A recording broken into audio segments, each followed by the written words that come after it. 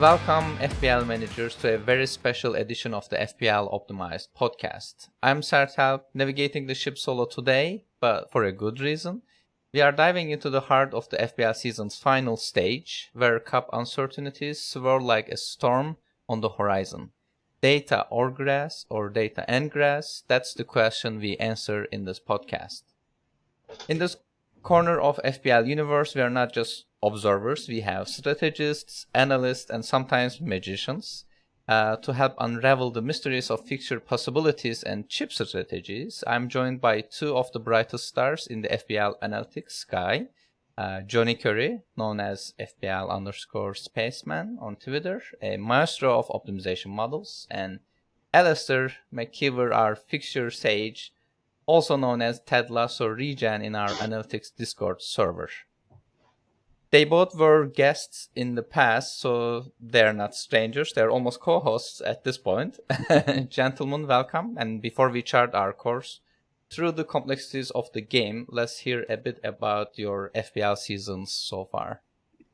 Yeah, it's going not too bad. I think I'm top of the three of us based on the graphic, looking at it. I'm 20 places behind my FPL ID, so that's the target, obviously, as everyone wants to beat. So you got to sign up, not too quick. True. But yeah, good week so far. I don't have any Liverpool attackers, so I had Solanke and Watkins and Ødegaard, who all hauled. Despite having probably a worse team, to have come out on top. So sitting in the top 1K, looking all right. Yeah, sure it'll go downhill, but we'll see. Thank you, John. And it's also going pretty well for me. I shouldn't complain. I'm still in strong positive variance territory, which is always a good thing. It feels a little hollow right now because it's taken a bit of a negative turn the last few weeks. I think 1.6k was my best rank, but game week 23, I benched Foden's hat trick. And then I've kind of taken a path where I really wanted to attack this double game week, and that's fed into my chip strategy. We'll get into that, but that landed me with a great Liverpool triple up going into last week of Trent, Jota, and Darwin, and that's obviously not panned out great with Jota almost certainly ruled out after 45 minutes of the first game of the double, and Darwin probably the same. So a bit unlucky the last week or three, but lucky overall, and fresh start with a new wild card coming. So yeah, lots to look forward to. Oh, that's exciting. Yeah, thanks for joining, both of you. And just for people who are just listening, not on YouTube, Jonny's rank is 696 right now. That's a live rank, by the way. Obviously, it will change until the end of the game week. And Alastair at 5.5k right now. So in today's episode, we will talk about, mostly solvers and chip strategies and also fixture uncertainties. So this will be a little bit more analytics heavy. So like if you're a casual player just listening, so you might get confused about some of the terms we are going to use. But just to reiterate, we are using optimization solvers to approach this game. And there are certain parameters you need to adjust to be able to make the chip planning and chip optimization. And obviously we have lots of fixture uncertainties. They are not helping, but at the same time, it's an advantage for analytics oriented players because we are able to calculate like the probabilities and we can see how the fixture can fall and get prepared for those. And our goal here is to give people a good framework for the fixture possibilities and the way it could impact their overall chip strategies. So, Jonny, can you kick us off? Right, here we are. So, some of you might have seen this graphic on Twitter before, or for audio listeners, this is a predicted fixtures table for game weeks 29, 34, and 37, which are the blanks and double game weeks remaining left in the season, or the major ones outside of, for example, double game week 28, where Bournemouth Luton is slotted in, and potentially another one where we think one of the Chelsea fixtures might go in some conditions. So generally most seasons the FA Cup quarterfinals and the FA Cup semi-finals clash with a given FPL game week each. So any teams playing in those quarterfinals or their opponents playing in the quarterfinals and the semi-finals will have those fixtures postponed and moved to another week, giving us normally quite a large blank week, a smaller blank week, and 2 double game weeks, along with other various permutations. Obviously, in recent years, we've had COVID postponements and monarchy bereavements and such. So sometimes we have other double game weeks outside of that, but that's the general structure of the tail end of the FPL season. This year, it's a little bit different to most other years in that the midweek, the first available midweek, there's normally 2 midweeks left for these postponements. The first one is the midweek after the FA Cup semi-finals. So game week 34 is a potential blank week for some teams, as well as being a potential double game week for some teams. So in this chart, we can see that actually Fulham are quite likely to have a blank because their game week 34 opponents are Liverpool.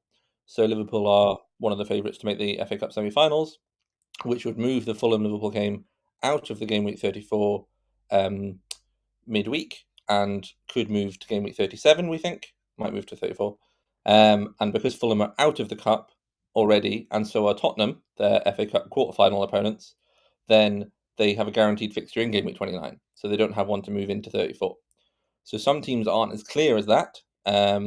So, for example, we have Forest and Man United are quite close on the odds in terms of which team's going to go through in game week 29 and which team's going to have a fixture there.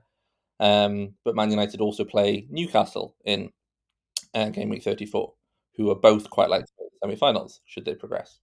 So what we've done here is I've gone through, and for game week 29, we can basically use the market odds. So either from SpreadX spread market midpoints, or I think these are Bet365 cleaned odds from Simon. So game week 29 is quite easy in terms of it's literally just if one of the teams makes it through to the quarterfinals, then that game is off. If neither team makes it through, then that game is on. So that one we can deduce from the bookies odds. Game week 34, we can deduce the weekend odds from inferred semi-final odds. So if either team makes the semi-final, then their game in the weekend will have to be postponed. And then the other numbers that make up this are how likely we think a game from 29 is to go into either the 34 midweek or the 37 midweek, and how likely we think it is for the 34 weekend game to go into the 34 midweek or the 37 midweek. Which sounds a little bit confusing. I hope people have followed along. I hope I've said the right things. I'm sure Alastair will correct me if there's anything incorrect there. But essentially, that's how we project these odds. So some games are more likely to go into 34 than 37. So, for example, one that we think is more likely to move there if it's postponed from 29 is Everton-Liverpool, because Everton-Liverpool, as the penultimate game of the season, could prove some policing issues. I think they'd rather not have the Merseyside derby as a potential title decider at Goodison Park, as well as a few other ones. Sometimes we have issues with the Premier League preferring to avoid a home-home or an away-away finish. So we're not entirely sure. That's a bit more conjectural on whether games will fall into 34 or 37. And of course, we have another Chelsea-Tottenham game still to rearrange, with Chelsea still in the FA Cup. So that makes a lot of things quite confusing. But the key things to remember at the moment are, while there's lots of permutations, there are 2 cliffs, I think Alastair described them as, where we'll get quite a lot of information. So the one that's coming just up is ahead of game week 27, where we'll have the FA Cup round 5 results and the quarterfinal draw. So we'll have game week 29 confirmed there because we know who's in the quarterfinals. We'll have a bit more information on game week 34 postponements because we'll have odds for who's going to progress through the quarterfinals. And should we get a draw like Man United Newcastle, then we know that that game's definitely postponed from the weekend because one of them has to qualify through. But we won't have too much more of an idea of where the games will go are postponed, 34 or 37. So that comes in game week 30 or 31. I think it's 30. Depends if they delay it. So over the international break, after game week 29, which is where the quarterfinals are, then we'll have the semi-finalists confirmed. So that's the weekend of game week 34 confirmed. And we should, based on the precedent for how long it takes the Premier League to announce a game, we should have the game week 34 midweek games announced, from which we can infer game week 37 based on the remaining ones. Chelsea, again, gets a bit confusing because they might or might not have another game to go in outside of those midweeks. I think that's most of it, and I've talked quite a bit through that. So no, I think that's spot on, and it's great. I think looking at this chart, one thing to highlight that's quite important is for all teams but one, there is a maximum limit number of games that these teams can have across 34 and 37, because the only team if a team makes it to the FA Cup semi-finals, that is the only way that they are likely to have a game week 37 double. But if they do that, then they can't play more than one Premier League game within game week 34. So you'll see all of these numbers add up to less than 3. And it's less than that in the vast majority of cases because there's some probability that the relevant teams get knocked out of the FA Cup either before the quarterfinals or in the quarterfinals. The only team that could have 4 fixtures across 34 and 37 is Chelsea, and that's because they've got the existing Tottenham game to reschedule as well. So there is kind of a natural maximum and minimum here for most teams. The minimum is going to be 2, even for a team like Fulham. You'll see those numbers add up to 2, because if they blank in 34 through the scenario that JC laid out, they almost certainly will double in 37, but they also have a natural maximum of 3. And so it's been discussed, but it's fed into a lot of the narrative and should feed into our thinking about chip strategy, because you are likely to not benefit from teams. It's possible that Chelsea does, but other than Chelsea, it's unlikely that any other team goes double across these 2 game weeks. So you're kind of going to want to chop and change, and one natural way to do that is by using a chip either in one of these game weeks, either the free hit chip or the wildcard chip, free hit chip in one of these game weeks, or the wildcard chip between these game weeks would be the 2 obvious ways to approach the problem to maximize the number of fixtures you get access to. I think that's why we've been able to talk about the idea of 29, 34, and 37. You almost need 3 different teams for that, and that's kind of been true based on the nature of the structure of the season, rather than based on who's been qualifying through. So in order to have a double game week in 34, you basically, unless you had Bournemouth Luton had gone in there or something like that, you need to have had a game week 29 game postponed to go into it. So Chelsea were the only team who possibly could have had a 29 fixture and a 34 double. And actually, we think that's a bit less likely now because they're still in the cup. And for a team to double in game week 34 and 37, they would need they themselves to not make the semi-finals, because they'd need that weekend game in game week 34. They'd need the 29 game to move into 34 or 37, and they'd need an extra fixture. So we thought Bournemouth were ones who might have that, because Bournemouth Luton could have fitted in 34 or 37. It's been put in 28. So that's why almost no team is very unlikely we have a 34-37 double, and it's very unlikely we have a 29-34 playing in a double. And that even that holds for 29 to 37. We're very unlikely to have much overlap there. So that's why the fixtures themselves and the structure of the calendar has led to this separation and lack of overlap, rather than the results. So we have known this for a little while. I will ask a very naive question. So we were also talking about a possible triple game week possibility for Liverpool, if I remember correctly. So is it no longer possible, or is there still a slight chance of happening? There was a delay in the announcement of Liverpool Luton. Oh, okay. When people expected it was going to be announced, and it ended up being announced on a Saturday morning, I believe. And so there was about 12 hours of hand-wringing of what's the Premier League doing, because they're running the risk of Liverpool having a triple game week in game week 37. But with the announcement of that fixture, it makes a triple game week for any team, I think, would require unexpected new rounds of postponement for non-cup related reasons at this point in the season. Okay, perfect. Yeah. Thanks. So the Manchester United treble game week that some people remember from a couple of seasons ago was essentially this Liverpool scenario where they didn't arrange it earlier and they ran into trouble because Man United progressed through in Europe and the FA Cup. So they ran out of space to put it in. But we saw, was it last season? They were more proactive and they put Manchester United game in a bit earlier. So we were expecting them to do that, but we weren't expecting them to do it so late for still anyway. So we're not expecting any treble game weeks, sadly. Okay. So don't feel like you've wasted your triple captainship on who's blank. Yes, it's true.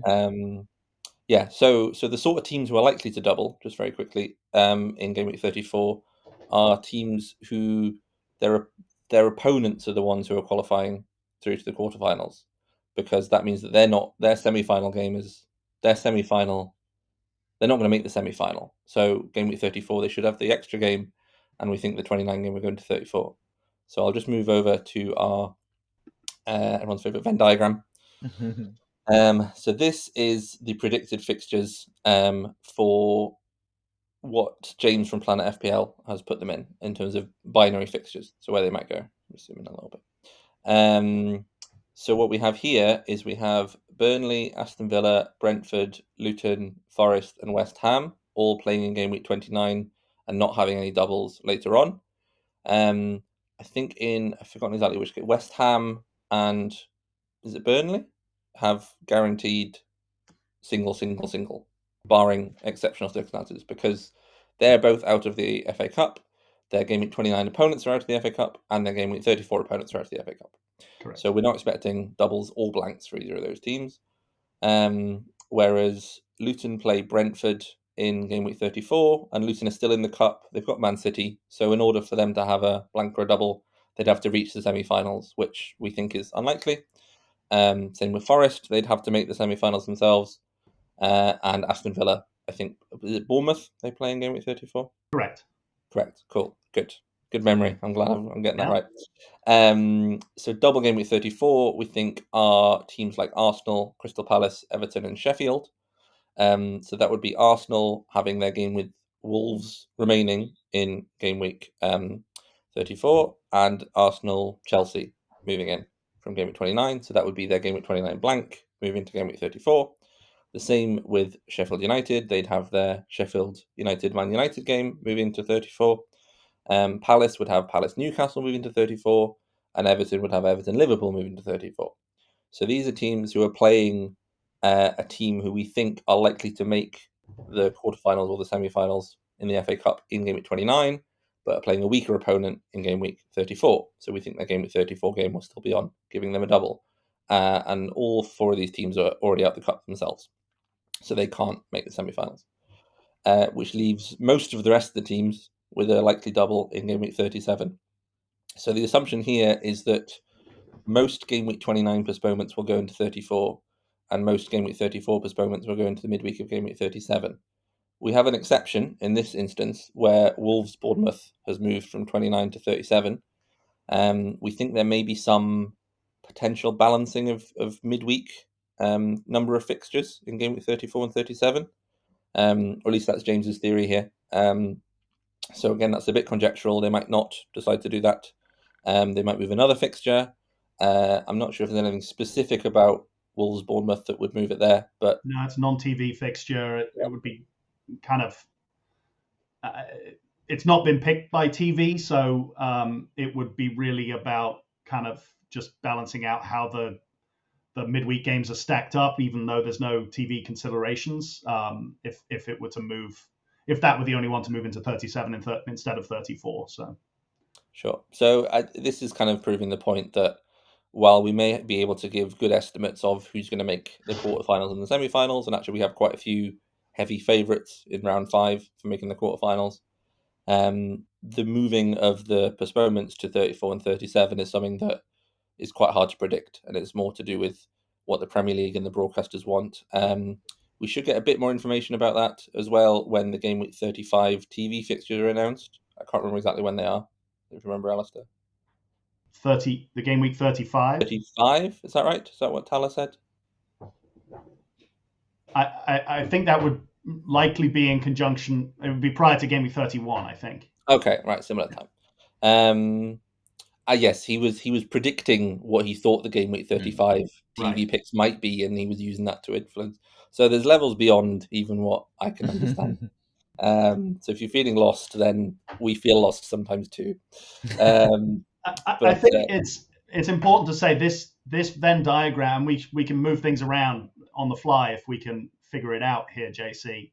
Let's do it. But it all flows from who makes the FA Cup semi-finals. And so the underlying assumption within this projection is that really 4 of the 5 most likely teams based on the FA Cup winner odds make the semi-finals. That's Liverpool, Man City, Chelsea, and one of Manchester United or Newcastle, because they play each other in 34. So it kind of doesn't matter which one of those 2 made it. So the probability of that being the FA Cup semi-final slate at this point is extremely low, even though they're the favourites. And not only do they have to win their matches and multiple matches to get to the semi-finals as favourites, but they also need to dodge each other in the draw. So, if I think the worst in terms of kind of chaos or something that's not good for planning by Game Week 27, the worst outcome would be Liverpool and Man City draw each other in the quarterfinals. Because you mean the best outcome? The worst outcome for planning, the best outcome for a later user. I enjoy the chaos. Because it would mean basically it's going to fall one of 2 ways, where one of those teams, whoever lost that matchup, would move into being a likely doubler in 34. So let's say Liverpool lost, they would move over into that category of the Venn diagram, and Man City moves in the other direction.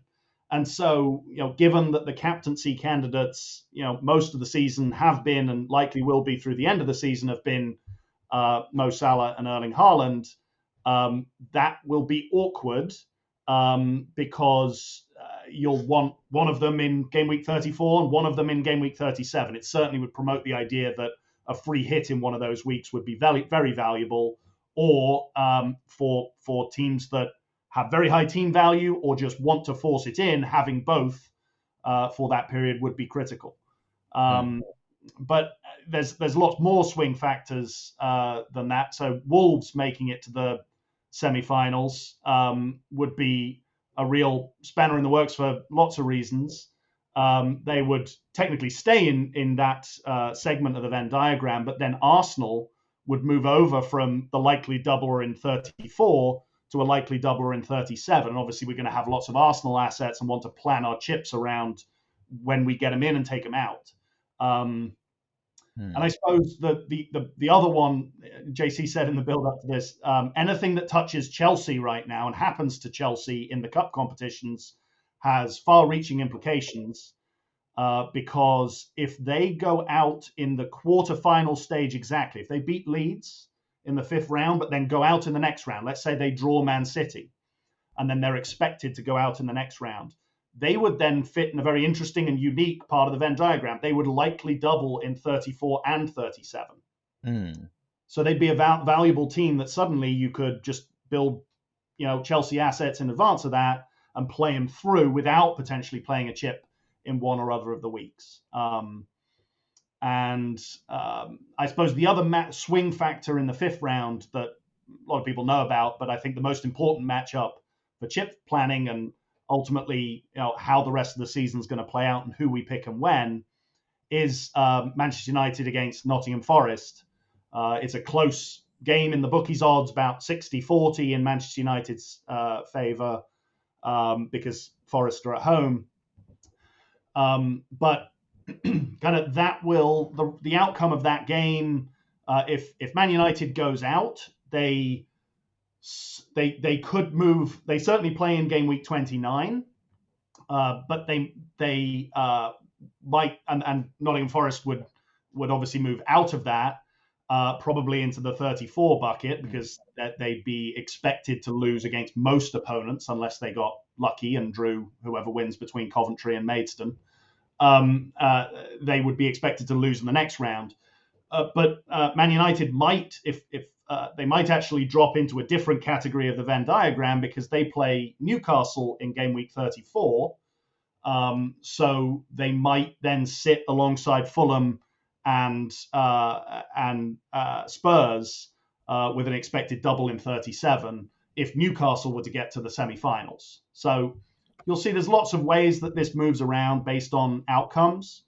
But long story short, I think the three big things to look out for in FA Cup fifth round week for FPL purposes, aside from the fun of the FA Cup, is the outcome of Forest versus Man United, whether Leeds gets through, and then how the draw falls, and particularly how the draw falls for Liverpool, Man City, and Chelsea, because that will move lots of things around. Okay, I have two naive questions before you continue, Johnny. The first one is about the draws. So after the fifth round, there will be a draw for quarterfinal. Is it the same case for semi-final, or is it like a known bracket after the quarterfinal draws? The semi-final draw is not till after the quarterfinals. Is that right? Yes, but then, you're right. It's not predetermined. So at every round, so there is a draw immediately after one of the televised quarterfinal games. There will be a semi-final draw where they pick four balls out of the lottery bucket. And will these semi-final draws affect anything, or it doesn't matter? Like only the teams that will make to the semi-final matter here. It doesn't matter for FPL purposes, which is why actually, even if they had done the bracket, the full bracket draw, which they sometimes do in like the Champions League, the full bracket draw, then it affects who's going to win the FA Cup, obviously. But you just need to make the semi-finals. So that's what affects the fixture movement. Making the final is at the end of the season. It doesn't clash with anything. So the semi-final itself clashes. So just being in it is what matters. Okay, and another naive question here. So you moved, like for example, Manchester United from play in game week 29 to the intersection of play in game week 29, but also double in game week 37, meaning that they are having one more fixture, like one more game in game week 37. But where is that game coming from? Is it coming from game week 34? Yes, the thing about this section here, which I haven't actually marked on the diagram, is that means that they're blanking in 34. Unless due to unusual circumstances. So here, Fulham would play their game against Spurs in 29, like we do here. Actually, Sheffield would then play in 29 over here. And because we've moved Liverpool, Fulham would have moved. So it's all moving around, but we'll stick with where they are. Fulham play Spurs in 29. Fulham do not, I'll put them back. Fulham do not play Liverpool in 34 because Liverpool made the semi-finals. They don't have a game to move into 34 because their 29 game was on. And then they play Liverpool in game week 37 as well as their other fixture. Spurs is the same. They play Fulham in 29. They don't play Man City in 34 and don't have a rearrangement, so that will be a blank. And then they play their 37 fixture against Man City and their other fixture. And Man United would be playing Sheffield United in 29, no game against Newcastle and no rearrangement in 34, and then playing Newcastle in 37 midweek as well as their 37 fixture. So other than Chelsea moving here or potentially even here in some instances, going into the middle here isn't adding to your total, as we said before. So you've still maxed out with 3 fixtures. I thought that was too complicated to add like another Venn diagram color. But it's a very good question. So in order to, apart from Chelsea, who are complicated, in order to fit into 2 of these circles, you have to have blanked in the other one. And actually Chelsea being here means they would blank in 29 anyway. It's just that they would double. So that's where the extra fixture comes from. But in some instances, Man United might have that set of results, but they might move Man United Newcastle to the midweek and Newcastle Crystal Palace to game week 37. So Man United still might end up, actually then they just play in 29 and wouldn't double. So there's still some area of, even if we can project what the fixtures are, we don't know exactly where all the postponements are going to go, which is where it gets slightly even more complicated. And the only other thing to mention about information and when we get it, the quarter-final draw in 27, I said the worst case for information and planning would be Man City and Liverpool drawing each other. But there is actually an opposite end of the spectrum where two teams drawing each other would give us a lot more information about projected blanks and doubles, because if both Man United and Newcastle get through and then draw each other in the quarterfinals, we would have that game as a confirmed blank in 34, because we know that one of them, they play each other in the Premier League in game week 34, and we know that one of them is going to get through, and therefore that game's going to be a blank. And the same thing could happen with a very impactful draw would be Brighton getting through against Wolves and Chelsea getting through against Leeds, and then them drawing each other. That would then confirm both of those teams having a blank on the weekend of game week 34. And it would have all the ramifications that flow from that, that notably would almost guarantee Chelsea a double in 37. It pretty much would guarantee them a double in 37. And it would mean their other double would have to move into one of 35, 36. Technically, it could even move into 33 at that point, because that would have been determined quite early with enough notice time. So there's a few interesting things in the draw that could make us, that would give us a lot more information about who's going to blank when and who's going to double when. Okay. Yet another naive question coming from me. So we were talking about the binary fixtures, but as I understand, like draws have an impact on, what happens. So then how do we come up with the binary fixtures? Do we just, assume that these teams will, draw each other? So any given specific pairing of the draw is quite unlikely. Obviously, there has to be a draw, but you're quite unlikely to draw a specific opponent, because even in the quarterfinals, there's 7 other teams, or 6 other teams, and the team that you would be trying to pick the draw. So the assumption just has to be that they don't draw each other. So the odds for making the semi-finals don't factor in, or they do factor in that the better teams are more likely to make the quarters, so you're less likely to go through, whereas your odds of making the semi-finals would go up between qualifying and the draw happening if lots of good teams go out, because your average opponent is going to be weaker. So that's where the binary fixtures come from, but that's why we also have to be aware that they're not particularly likely, that one given binary set of outcomes. So maybe we can touch on it a little bit when we talk about the solver. It's much more useful to solve with binary fixtures in some instances, because it allows you to evaluate in a different way. But it's not necessarily saying you should pick these players that the solver has suggested because they're tied to that specific scenario, whereas there are too many scenarios for us to consider. If there are 2 or 3, then we can do that, but there's so many that we can't really say this binary outcome is quite likely.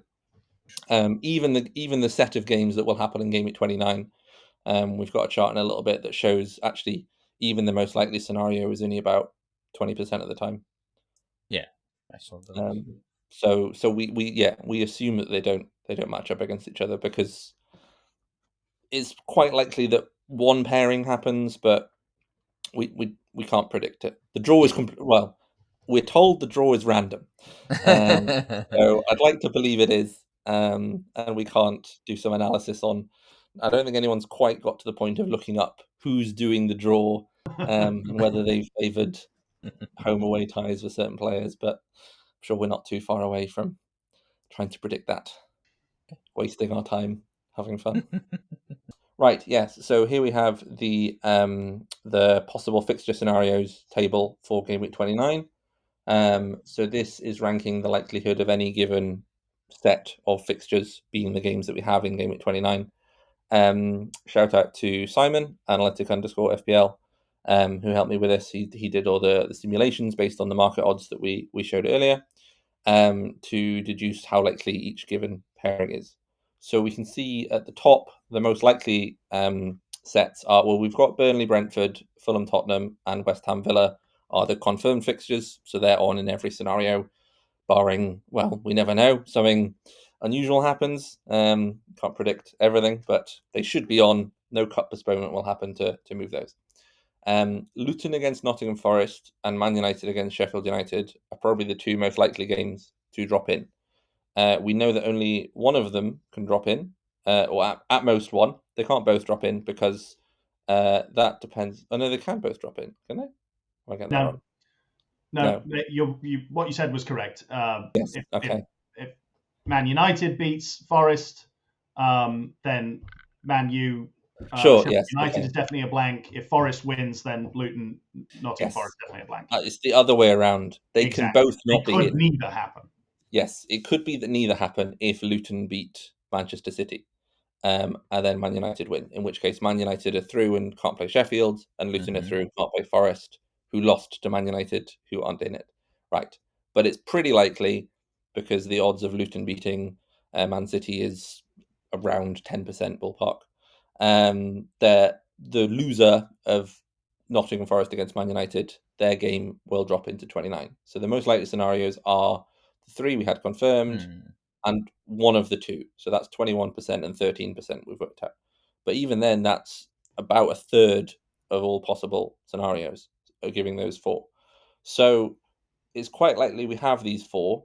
We've got a 39% chance of having four fixtures. So that's one dropping in. So that is either Luton Forest, Man United, Sheffield, or in some instances, Brighton Man City is the only game that drops in, which would be rather unusual, but could happen.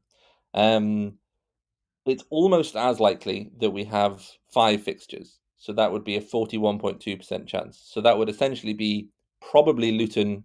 So it would be Luton, Forest, or Man United, Sheffield, and what people are saying is a cup upset.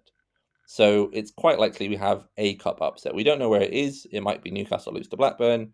It might be Chelsea lose to Leeds. It might be Liverpool lose to Southampton.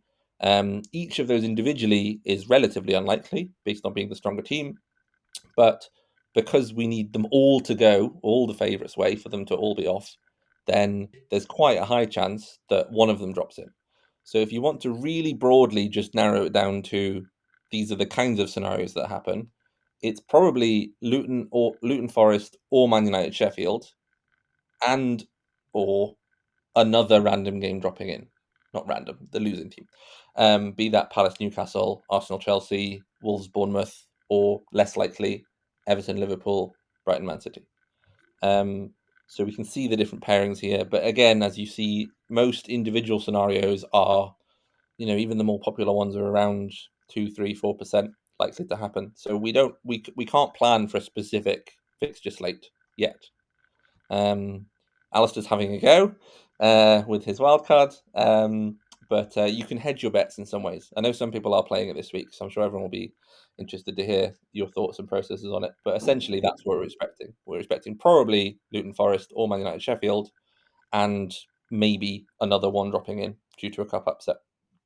There is even a scenario where we have only two blanks and 8 games being on, albeit a very unlikely one.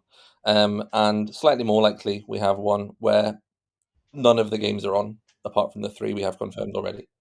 So unlikely, but we might get some really unusual sets of fixture scenarios. I'm sure we've seen it happen similar ways before. Yes. I'm And obviously trying to that think has the ramifications. 0.2% case. I think Luton would have to beat City. Forest would have to beat Manchester United. Yep. And then you need all the Wolves would likely have to beat Brighton, so that fixture goes on. And then whatever happens with Bournemouth, Leicester wouldn't matter. Leeds would have to beat Chelsea, and Southampton would have to beat Newcastle. So if that happens, that would be beautifully anti-chaotic, but is extremely unlikely. Yeah. I think that I think there is one other one where you switch it and Brighton City is on, so they both lose, which means and then Luton Forest is off and That's Wolves right. Bournemouth comes on. But fiddly, and again that is 0.1%. So don't spend too long trying to figure that one out. But as you can see from the expected number of fixtures, it's actually nearer 5 because there are 16% of the time we actually get 6 games on. So most likely 4 or 5 fixtures. One of those 4 is probably Luton Forest or Man United Sheffield, based on who loses. So in terms of prepping for game week 29, it's quite hard to pick because some of these games have, well, if you want Luton double in 28, but might play in 29, but don't play in 26. So the combinations are quite difficult to manage, which is why some people I think are looking at free hitting in 29 and sort of ignoring it, because we know 26 to 33, barring something unusual, we know the slate for. So by the time you've got round to 34, actually you've had a lot of info on the way. So I think it's not just the fact that free hit 29 lets you avoid it, it also lets you wait for all the info, and while you don't make a huge gain because there might only be 4 or so fixtures, it allows you to plan around it and kind of switch off from all the info. Okay, I'm sold. I can use my free hit. You want it? Okay. It's not as useful if 8 games are on, but I guess you can just back out then. Well, thanks for explaining all this, Jonny and Alastair. And one thing I'm just dying to learn is why, despite all these uncertainties and all these possibilities, draws and whatnot, Alastair is wildcarding this game week. So it feels like you're taking a huge bet on the fixtures and how the fixtures will fall. Yes, it's probably unadvisable, but I just how I came to that conclusion was sort of an extension of the just directional thought we've already had, that you need different teams in 29, 34, and 37. I feel like you almost also needed a different team back in 25. You were picking your spots between all those weeks on whether you're going to take hits for those transitions or use chips for those transitions. And so I decided to fully attack game week 25, bringing in loads of players that are going to blank in 26 and highly probable to blank in 29, and decide to use a chip late after that time frame to kind of reset and give myself a full playing 11. And I think there's a way that you can cobble through something that has decent probabilities of fielding 11 players in 29, with also some optionality to switch courses and free hit 29 and try and play through the 34-37 transition in the event that something different happens in the FA Cup draw. So I've thrown up on screen the a draft of a wildcard 26. I'm far from settled on it yet. I'm enjoying the stupid price farming and tinkering that goes on in wildcard week. But I think basically Manchester United is a very interesting team for wildcarding this week. They obviously have they are a swing team on whether they'll have a game in 29 or not, based on how their fixture with Nottingham Forest in the FA Cup goes. But if they go out to Forest, which would be an upset and would suggest a dip in the previous resurgence in form, of course, but setting that aside, if they go out, then they would be a very, very attractive team for all of this intervening period, because they'd have a confirmed fixture in 29. They could double, and they probably still have a decent probability of doubling in 37, which is when I would still like to play bench boost, because Newcastle, if they get past Blackburn, would only need to win one more fixture to get to the semi-finals, and therefore blank their 34 fixture, and likely double in 37 with Man United.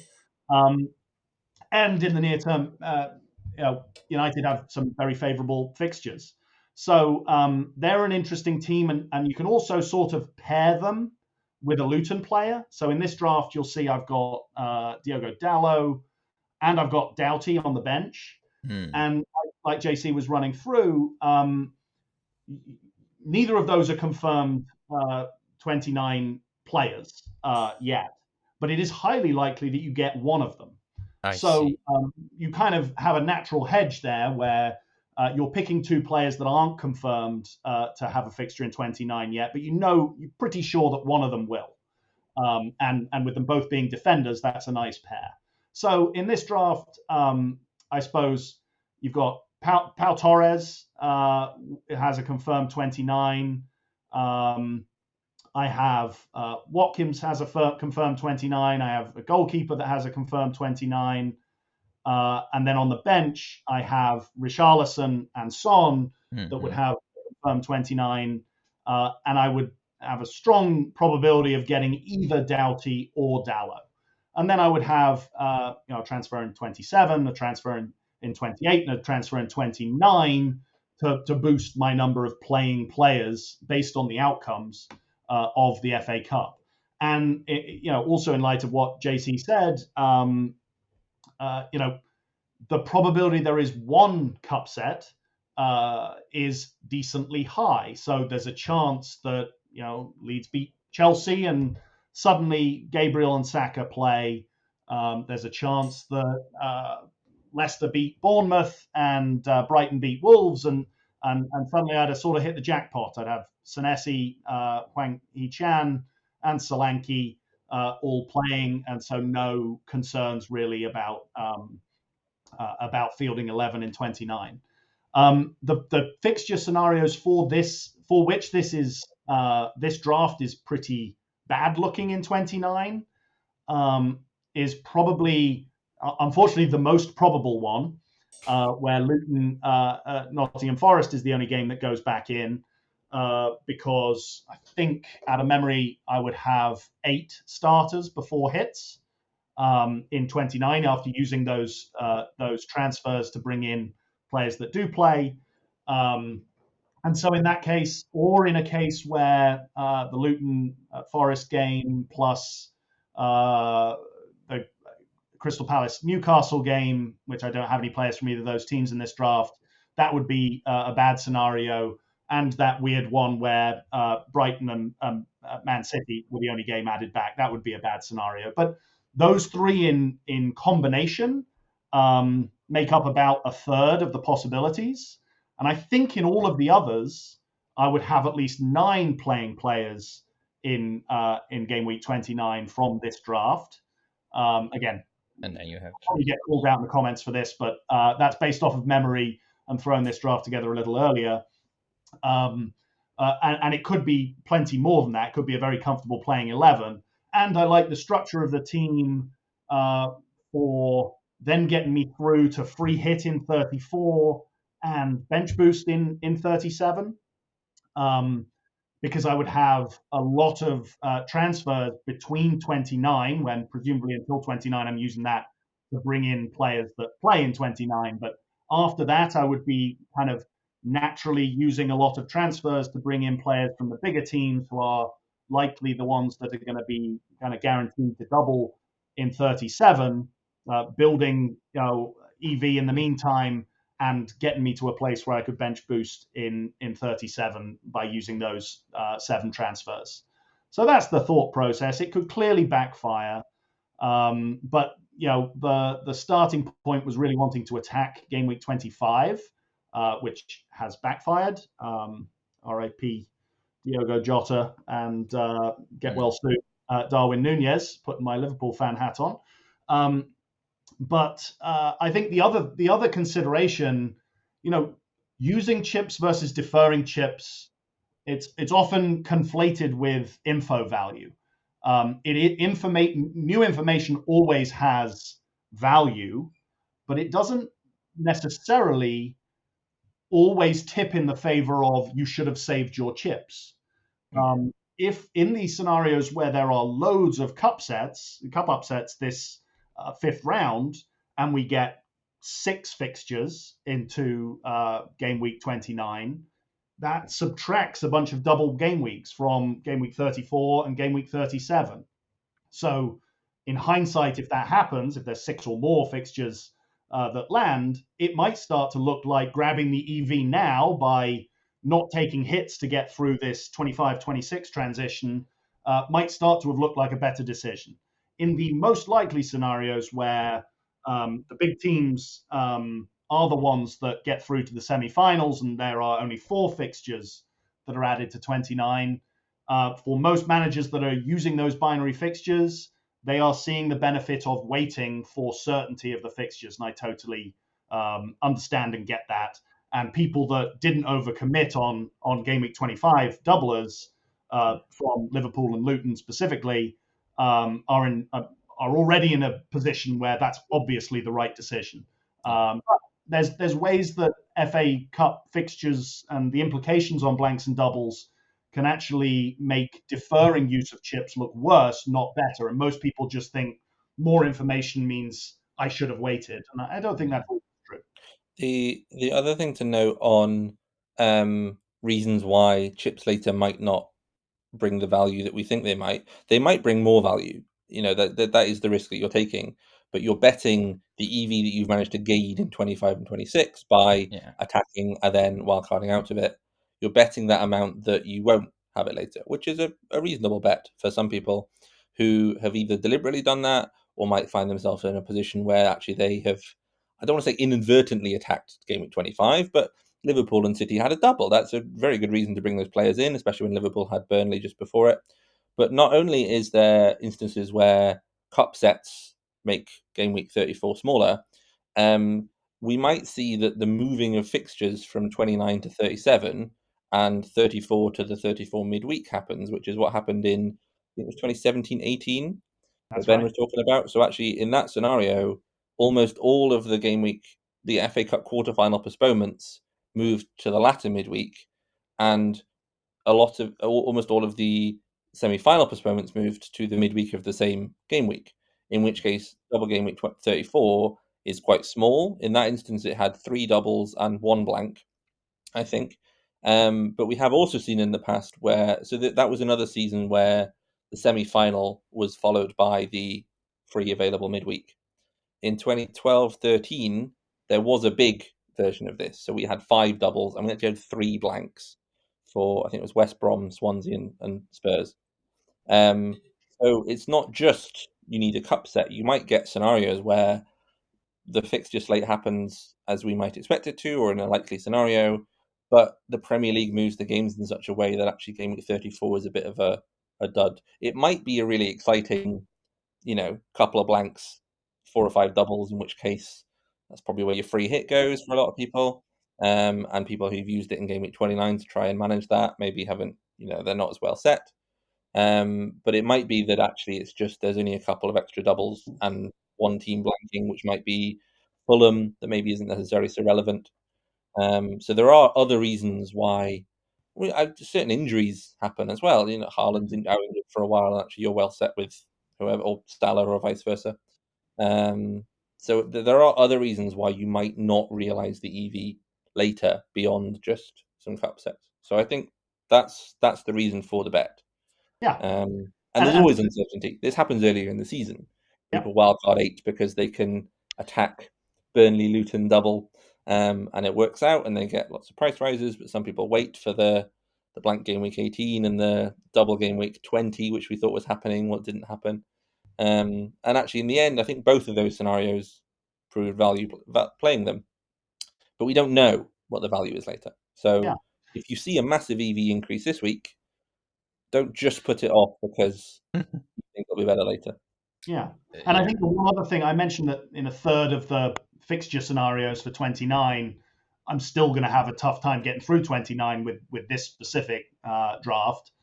But the other thing that might make that okay and make game week playing the free hit in 29 look a bit better than it does right now with the view of 34 and 37 having so little overlap and kind of needing a chip to navigate is Chelsea. If Chelsea get through but draw Man City or Liverpool in the quarterfinals, or Brighton, if they draw any of those three opponents, then they will be probable to double in 34 and 37. And that could unlock a scenario where you might, using the free hit in 34 gets a bit worse. And so that's one of the other things kind of flowing through my mind when I'm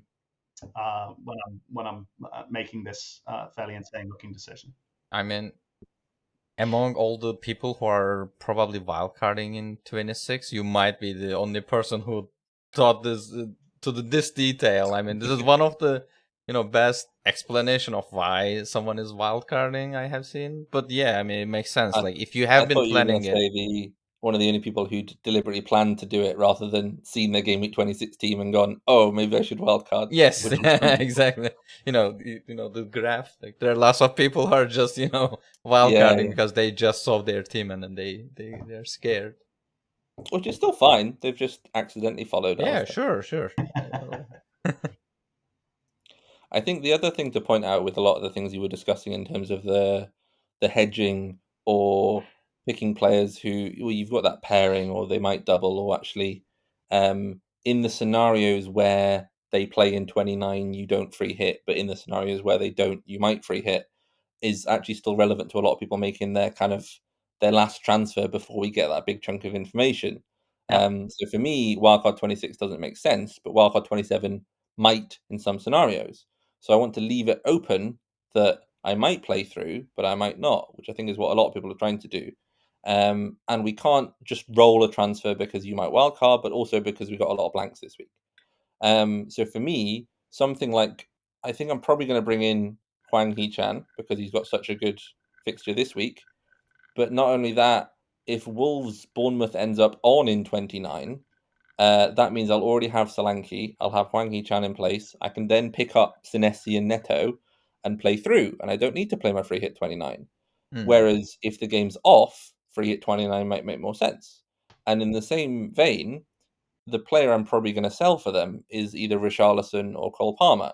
Now, Richarlison's got a confirmed fixture in 29. I'm not set on this, but it might make more sense for me to sell Richarlison and hold on to Palmer, because if Arsenal-Chelsea drops in, I've got triple Arsenal, in which case I probably will have another reason to play through 29. Whereas if it's not there, I'll want to free hit 29, and then Chelsea have got a good chance of the double in 34 or 37 or even both. So actually, it's not just going, okay, what makes most sense in all the scenarios for what 29 and forward might look like, but it's also going, which ones make sense for which chip strat I might want to play.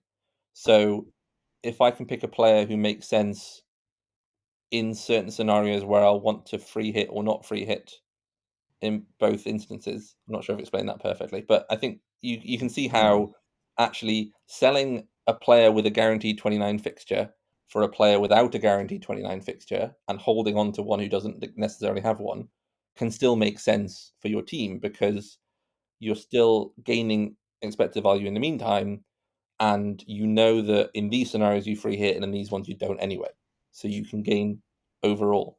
So I'm not sure how that exactly applies to other people's teams, but I think it's worth thinking through these permutations and trying to see under what circumstances might you free hit, and therefore you can play as if you were going to, and if you don't free hit, then you can play through because you've picked someone who fits with the permutations where you don't. So Arsenal, a lot of people have a lot of Arsenal. Chelsea drops in. Maybe Cole Palmer makes more sense, because if it doesn't drop in, you free hit 29 anyway. Yeah.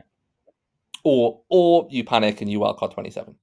And you're one step behind Alastair and you have his team as well. Yes, that's correct. Perhaps. Okay, Jonny. My next question is this. Given all this information, like how can you use the optimization solver to come up with a chip strategy? I mean, and I earlier asked you to maybe have a look at the Let's Talk FPL Andy's team, because we know that there are lots of clones of his team, so it might be relevant to more people. But yeah, how do we do it? Like, do we just use just the average EV, or do we go with the binary fixtures? And if we go with the binary fixtures, then how do you optimize it? So I think I try and break this down into 2 steps, which I think sometimes get a little bit conflated, and that's it's not an error, but sometimes you can sort of miss some things. So I think the first thing that we want to do is try and find which chip strategies are going to have the most EV available. So which paths are going to have the highest ceiling, top level. Sometimes you can solve through a few, and a few will stand out, and you'll go, okay, these ones are clear, or that one's far enough ahead that I don't need to really evaluate it too far. This one just makes sense. That's normally when things are a lot more certain. So I remember a few seasons ago, we had that big drop of fixtures between game week 26 to 30. It was like a big double, a blank, and then 2 big doubles, and then another blank, and all the fixtures just got announced at once. And people with the solvers were able to throw in these crazy -20s that made sense, or wildcarding it or whatever. So actually having all those fixtures there, you can really maximize. With uncertainty, I think we want to kind of see some of the plausible scenarios and solve through those. So the binary fixtures are quite useful for finding this higher ceiling, or which paths might be the most fruitful. Because, for example, earlier in the season, when Bournemouth Luton hadn't been put in, there were so many places where it could have gone. So we were kind of assigning a 0.1, 0.2 value to about 7 or 8 different weeks. And if you do that, then let's just say in an average game, Marco Senesi is the defender, and he gets 3 EV in a normal game. So in a double game week, he gets 6 EV. Yeah. If he's scoring 3.2, 3.5 EV for 8 weeks, he might never reach your team, in which case there's no point in getting him in. But if he has 3s in all the other ones and a6, he becomes a bench option that you then play in the 6 EV game week. Yes. So giving it a binary solution allows Marco Senesi to show up as a potential buy. And actually, this is something Alastair did earlier, where he bought Alfie Doughty before the fixture had been announced, because we were thought it's pretty likely that Luton are going to get an extra fixture, possibly even 2. So while his EV over the horizon isn't huge, he has those 1 or 2 weeks where he becomes super useful. He also had a home game against Sheffield, which actually had more expected value than his double game week this week in the end, although he's not yet delivered on too much, but something like that. It allows you to see where this double He becomes delivered in useful. the away fixture. I got him before the away fixture. You did. You got some points. I bought him for Sheffield United at home, and he's not delivered thus far. But I'll take the expected value and pretend it was bad luck rather than a bad pick. So that's why the binary fixtures become useful, because you're solving in cases that are more likely to happen. We're never going to have Chelsea aren't going to play 45 minutes against Arsenal in game week 29 and 45 minutes against Arsenal in game week 34. Well, as far as I'm aware. So actually, you need to put it in one or the other to kind of see what would happen. So what I tend to do is I'll go to somewhere like FPL Review. Other models are available, but FPL Review's got a very nice way of inputting some of these binary fixtures. So here I've put in those PlanetFPL predicted fixtures that we had before. That is sort of a plausible outcome for what might happen. And then I've downloaded the CSV, lost the button here, and I'm importing it into Sertalp's optimization solver. So we have a UI for it here, but it is also available as a GitHub repo, and we also have it as a Google collab version. So you can check Sertalp's website and links for those. So this UI isn't publicly available, but the solver itself generally is. So we'll upload that CSV that we just had. I've already done it. We've got Andy's team, and we'll go to the optimization solver. And what we'll do is we'll put, I'll just put the horizon to game week. Actually, I think we'll go for the full horizon. Is that 14 weeks? 13 weeks. Losing track. And then I'll do a rather aggressive cutoff here, just to make it solve a little bit quicker. The decay rate, I like to solve with 1 or 1.01, or I think Peter Carroll from our Discord discovered that 1.017 seems to be the value that undecays the value to the best of our ability. So what we're trying to do here is we're trying to sort of solve in literal mode. So I've managed to plan out. I know exactly what's going to happen in the next 38 game weeks, and I'm trying not 38, the next 13 game weeks, and I'm trying to see what moves I would make in this scenario and where it makes most sense to play the chip. So I want the decay not to be in effect. I want a value every week the same. So I'll apply a little inverse decay because the minutes decay. So actually, I want to just counteract that slightly. And then what we want to do is we will drop the free transfer value down to 0 and the budget value down to 0. You can do this in the JSON settings file as well. And what we'll do is we will allow. We've played the triple captain. We'll allow the bench boost in 34 and 37. We'll allow the free hit in 29, 34, and 37. And we'll allow the wild card in 20. Well, let's try 6. I'll let them have it in 6. 27, 31, and 35, perhaps. Maybe this will take too long, but we can cut it down. So we're going to restrict it to. You can do enough thinking, you can do enough research to realize that actually these are the opportunities where you probably want the bench boost in a double game week. You probably want a free hit in one of these 3 weeks that we say are all going to have really different teams. And you want the wild card to account for one of those transitions. So that's either leading into 29, just after 29, or just after 34. So that's where the wild card will make most sense. So we'll allow it to do that. And then what I'll do is I'll go back up, and hopefully this works. I'll press solve.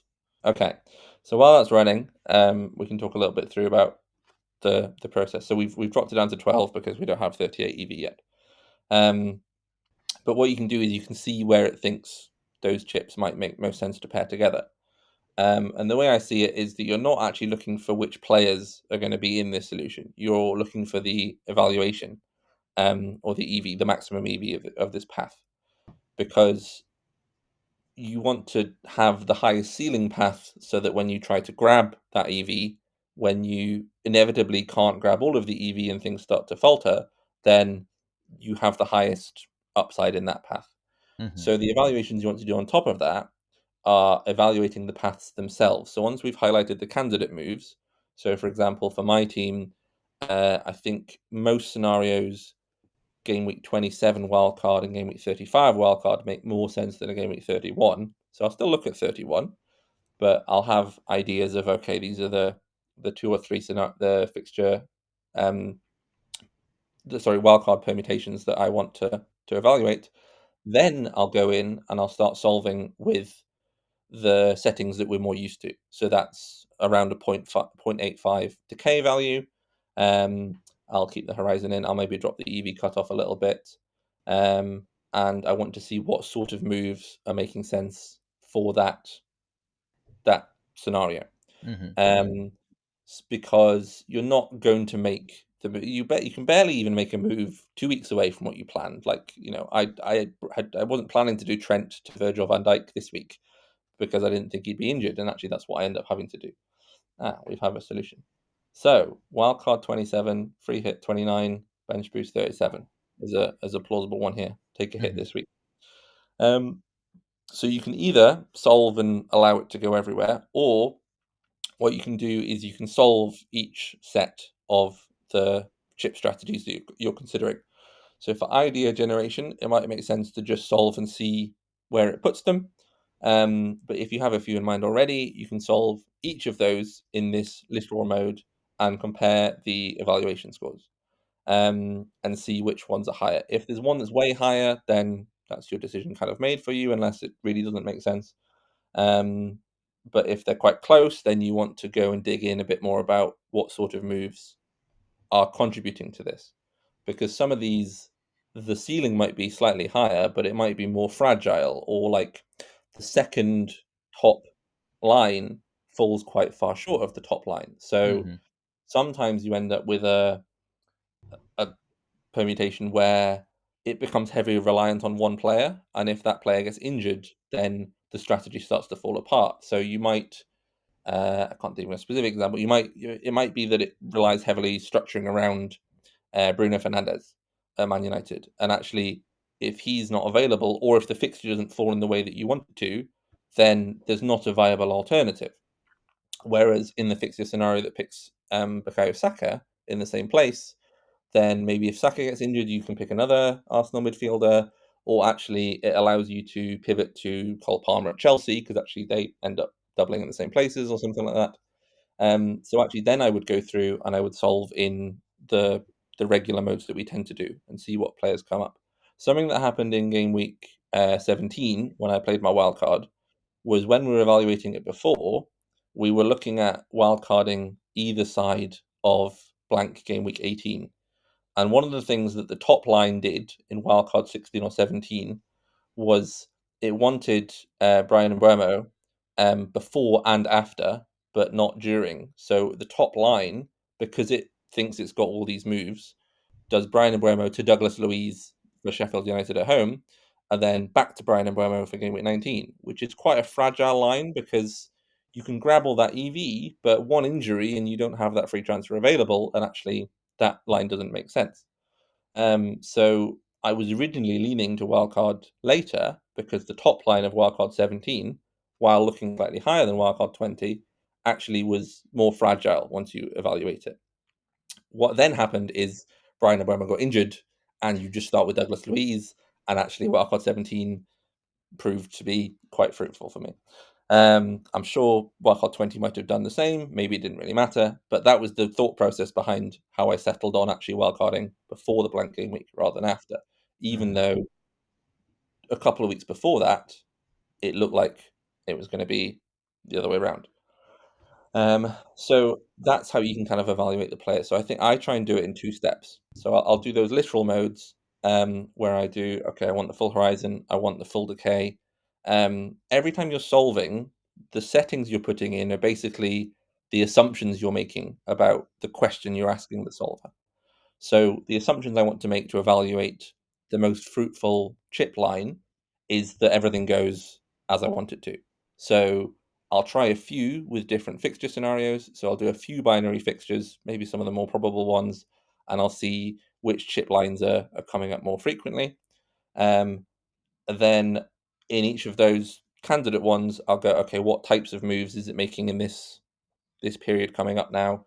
And actually, maybe, for example, now the move of buying Hwang Hee-chan this week seems to be a good move in almost all of the scenarios that I'm looking at. So even if a wild card next week, I grab some EV this week. If I'm not, then if I free hit in 29, that's probably because it was in those scenarios where Wolves Bournemouth didn't drop in and Arsenal Chelsea didn't drop in. But actually, if it does drop in, then it plays the free hit there, and actually it liked to do that. So you can kind of hedge your bets in this way, and you're kind of assessing the landscape rather than necessarily committing to a chip strategy until something either comes up or we get the information. So that's the idea. So for me, I did quite like Wildcard 26, but it didn't quite have enough of a gain for my team. And I'm aware that some people might want me to assign a number for how much of a gain it should have had before I play it, but I think that's got to be mainly down to personal preference. We use these chip thresholds that we calculated a while ago to do with how much should it take for you to sell your chip early, essentially. So a wild card is often worth, I think, was it 18 points, 18 to 20? Yeah. 20. 20, yeah.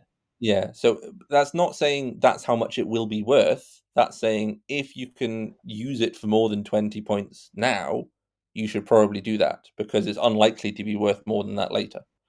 So obviously, as the horizon goes down, then it becomes less and less valuable because you know the whole horizon about when it'll be used, or essentially, maybe our great monarch King Charles dies towards the end of the season, and we have all sorts of things moving around, but actually that's unlikely, and maybe that doesn't even have too much effect on the fixtures. But once we have game week 38 in view, you can basically, and all the fixtures in place, you can basically say, okay, I know where the best time to wildcard is. So wildcarding in 26 is because you go, I can make enough now that I'm betting that it will never be worth that much later. Yeah. So I'm trying to wait until game week 27 where I'll do this process more thoroughly. and try and work out exactly where it might want to go based on the uncertainty around game week 34 and 37. Right now, there's too much uncertainty, and all the chip lines are quite similar. And wildcard 26 wasn't proving fruitful enough for me, so I'm going to play a biding my time move, which you can either do by solving all these different variants and seeing which moves prove popular, or if you want to get really into it, then Fantasy Football Trout, our good friend of the pod, I guess you might call him, talks about stochastic modeling, which is essentially seeing which move holds up best by the time you get to the information value, and then choose your path there. So it might not be the top move in any of the 4 different scenarios, but it's the move that holds the most value across the 4. So it's never going to alter, but maybe you don't bet on the huge upside of one particular move. So essentially that's how I do it. I try and assess the landscape of where the chips might go in ideal worlds. So that's binary fixtures and inverted decay, no decay. And then you evaluate the top lines using the traditional solving that we normally do to see what kind of moves. And in that scenario, you might want to.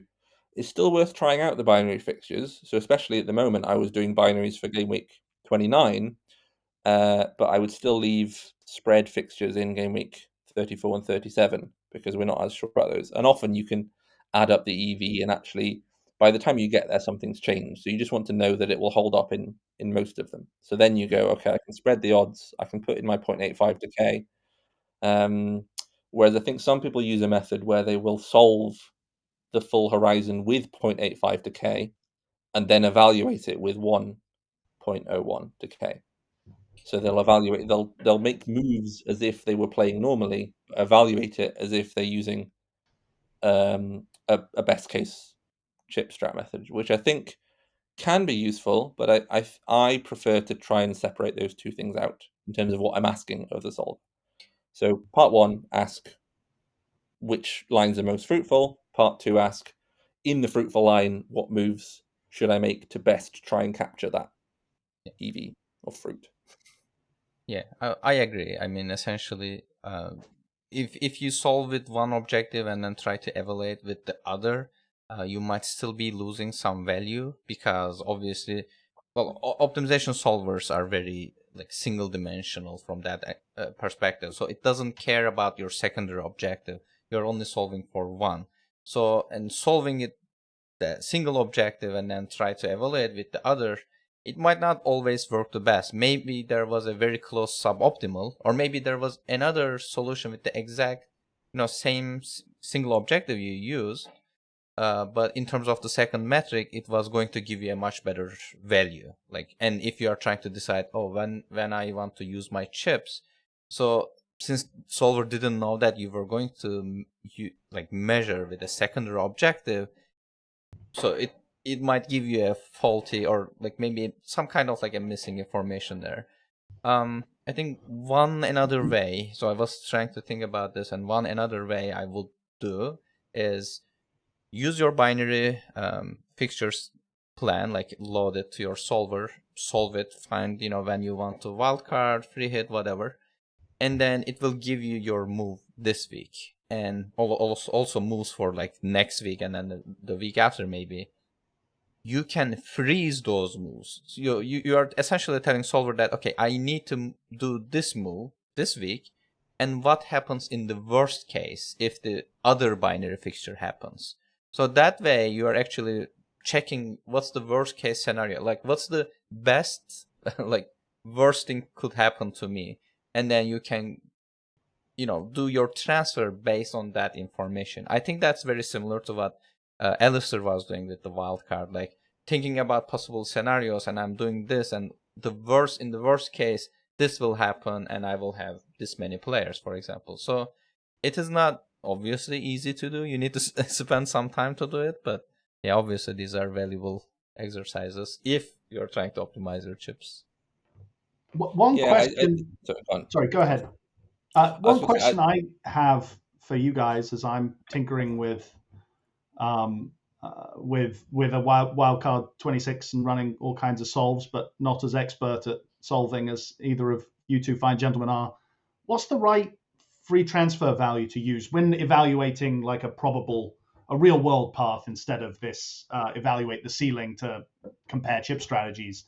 Like, it strikes me as a phase as I'm building the wild card, thoughts running through my mind are, I'm likely to have no bench in 26, no bench in 29. So I need guys that are nailed, and I need transfers that I any injury might cost me a -4 is kind of what I'm thinking as I think through it. So I'm trying to pick the less injury prone guys and the completely nailed guys, boost them mentally to try and survive this phase with as much flexibility as possible.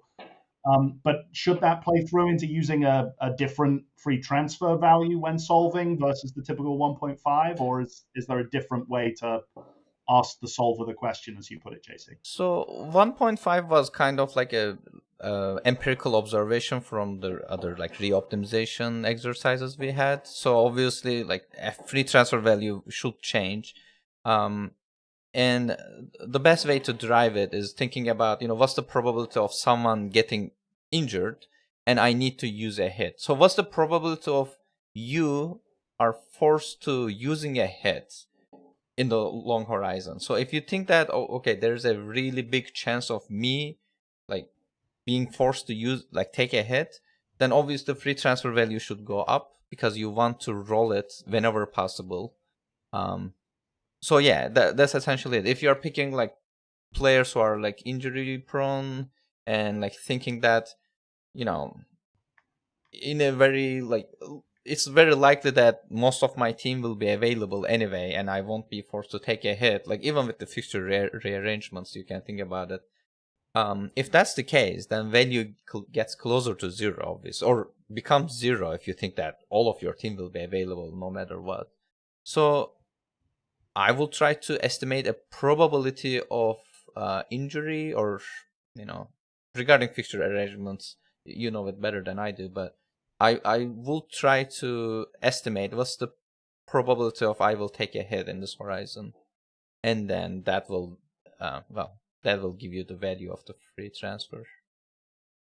Gotcha. Yeah, I think that's definitely a good way to estimate it. I think sometimes what I like to do is I'll try a few different values and just see what it spits out. Because sometimes That's you whack easier. the free transfer value up and it gives you the same team as you had anyway. In which case you go, okay, I've put it at 3.5 and it tells me to pick roughly the same players. So actually worrying about that 1.5 to 3.5 region is not worth your time. Or not hugely worth your time. You should still be thinking about, the scenarios that play out.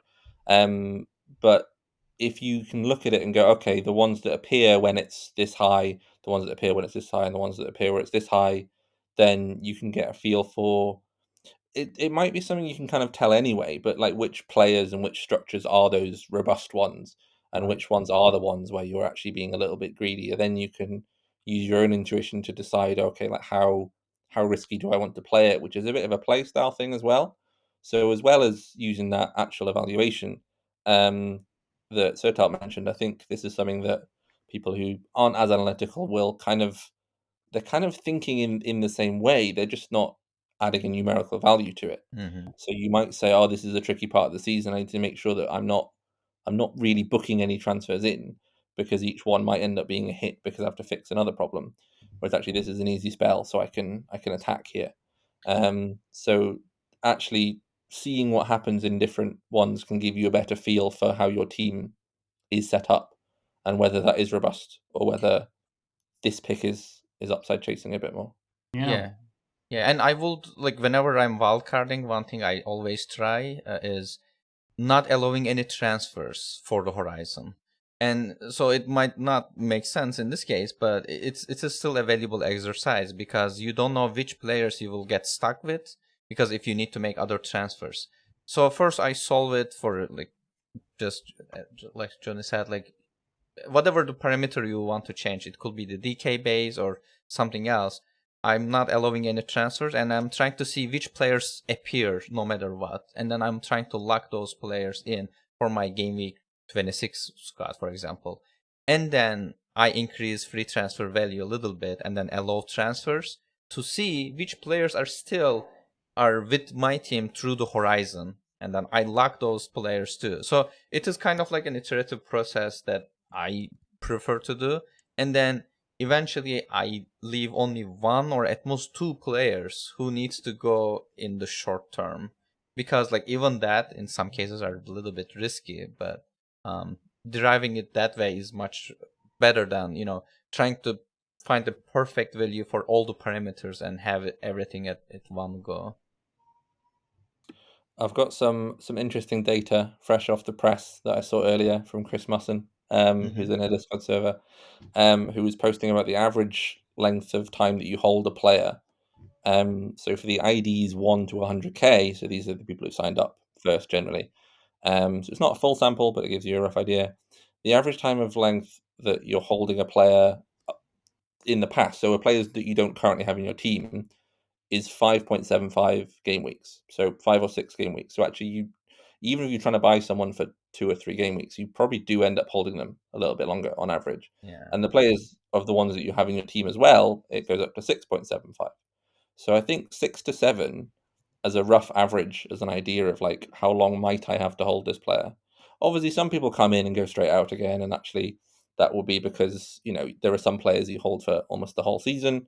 So it's not for every player. But if you imagine that you might end up having to hold them for 6 to 7 weeks in the horizon, then does that ruin your team? Does that make it awful because you get stuck with him? So I did Levi Colwill to Mark Gahey a bit ago, and he got injured quite quickly, and he's just been sat on the bench for a little while. I'm sure a lot of people still stuck with Charlie Taylor, who might be miraculously recovering, and just all these players that we end up sitting them on the bench because there's not enough upside in moving them on, and we don't end up with a free transfer to do so.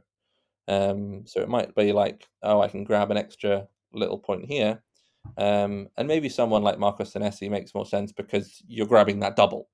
So actually, you have quite a big gap for him to be in your team. Whereas someone who was maybe the marginally preferable defender for the 26 to 28 spell might be more destructive in the game week 29 onward spell if you don't have the transfer to move him on like you do.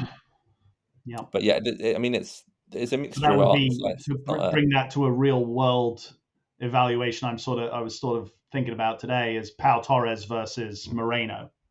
I think Moreno's X minutes need to be like 70-ish to beat the assumed to be uber nailed Pau Torres 91 X minutes for the front week.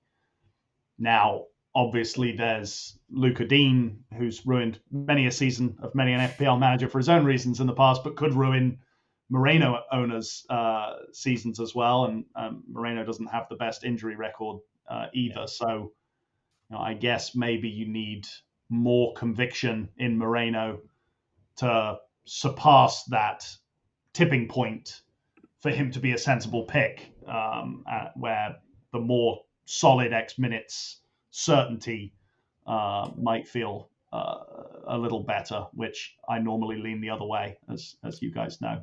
I like mine.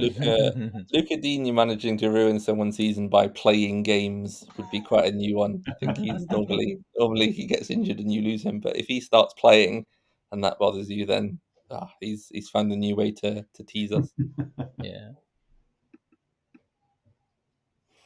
But yeah, so I think there's lots of different ones you can try. I think people are quite familiar with some of the ideas we've discussed already, but I'd recommend trying a few out and actually seeing what differences come up. And actually you'll start to get a feel for it as well. More so than actually just going, oh, I heard this set of numbers, I'll do that one, that'll do. If you were asking your friend to help with your team and you sent them your lineup, they'd probably start asking you some questions back before they gave you advice. So in the same way, you shouldn't just ask the solver once and do what they say. You would ask a few questions and ask them in slightly different ways, and then take that method. I think the solver is my friend, basically. That's a good summary. I think I learned a lot from that. Yeah. So maybe we should talk a bit about bench boost. There's an attendant question we've had from the Discord about the bench. 37 looks like the big double game week. I think that's where a lot of people are earmarking their bench boost from. But two kind of commensurate or similar questions that bother people about that is one, there's all these people like me evaluating playing wildcard a hell of a long time in front of game week 37, and that just means you have to use free transfers, prioritize use of free transfers to navigate every problem rather than potentially the most bang for your buck and leaving injured players on the bench, for instance. But also, game week 37 is close to the end of the season. Tala raised this on the beach status of about 10 to 12 teams normally happens by game week 37. And people always have concerns about, the randomness of outcomes when teams are on the beach and the potential for greater rotation. So how are you thinking about the bench boost?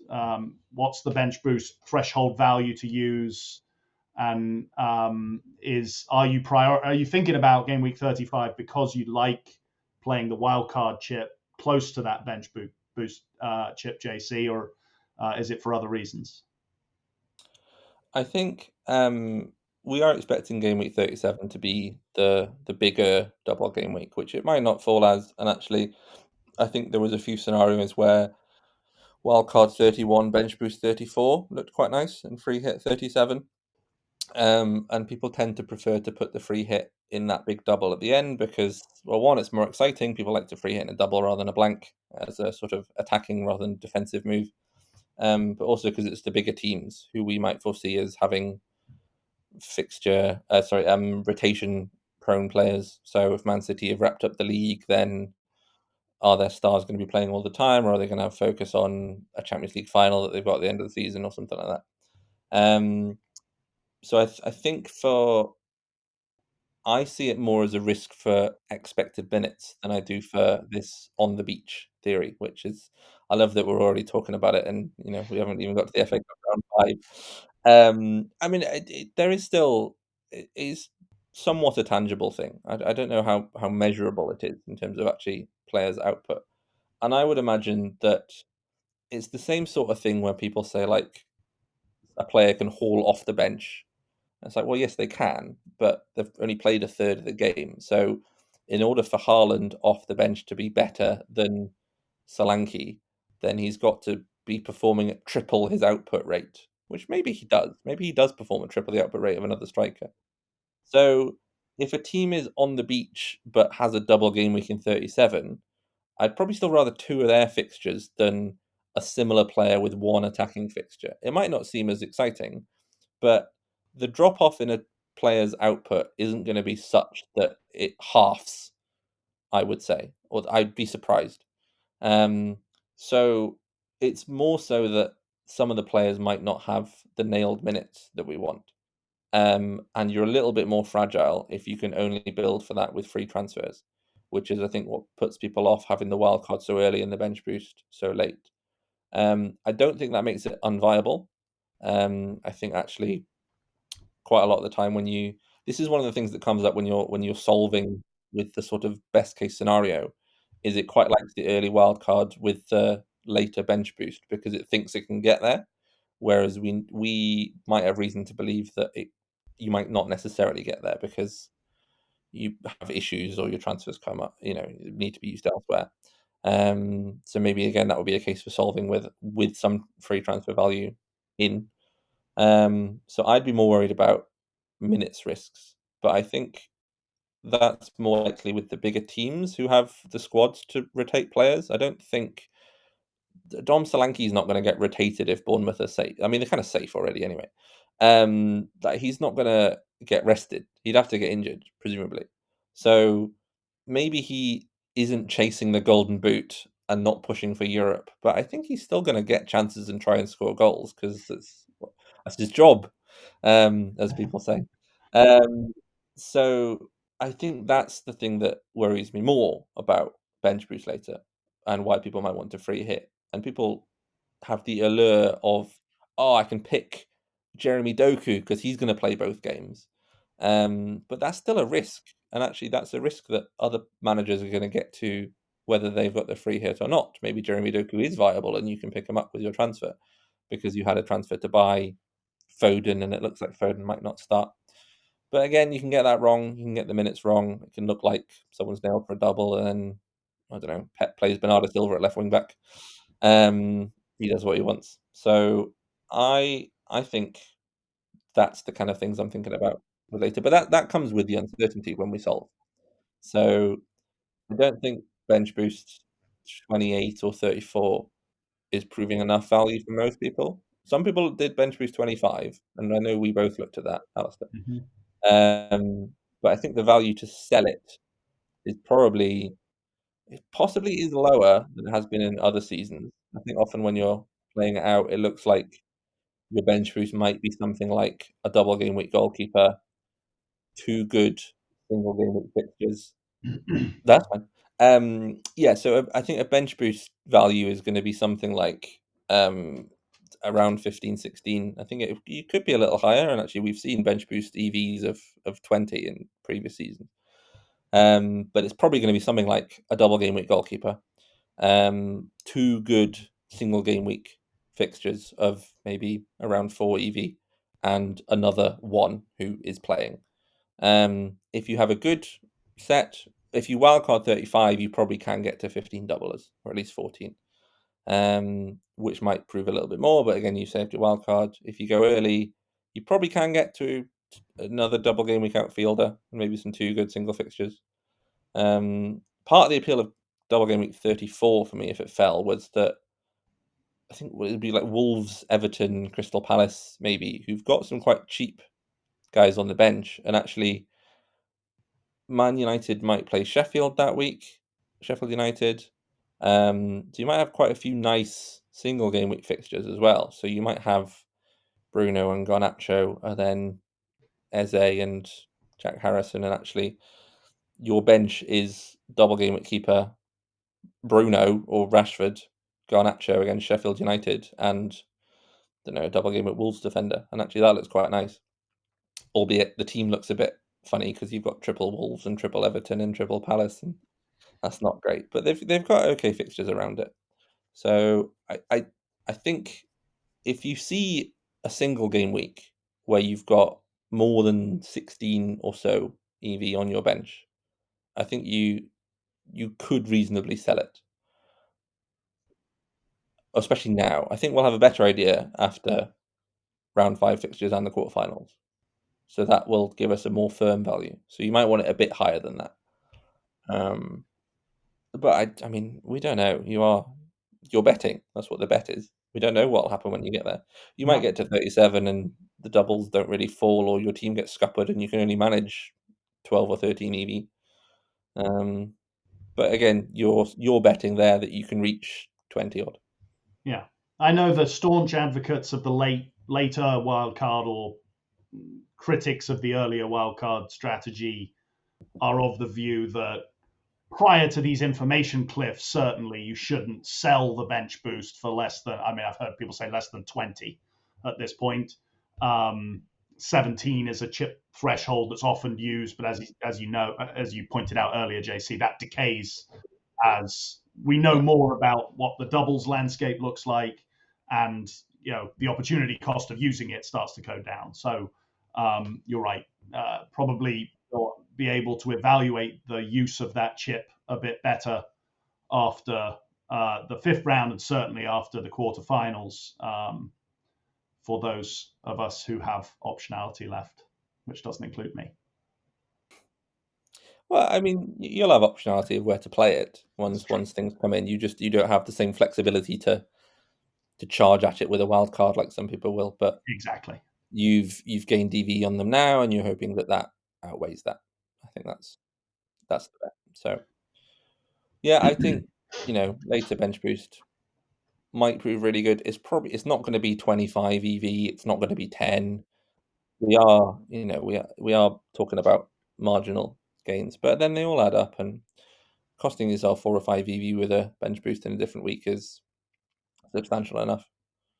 But you get hit with a random injury and have to take a hit, and you've kind of lost 3 or 4 EVs. So yeah, random things happen.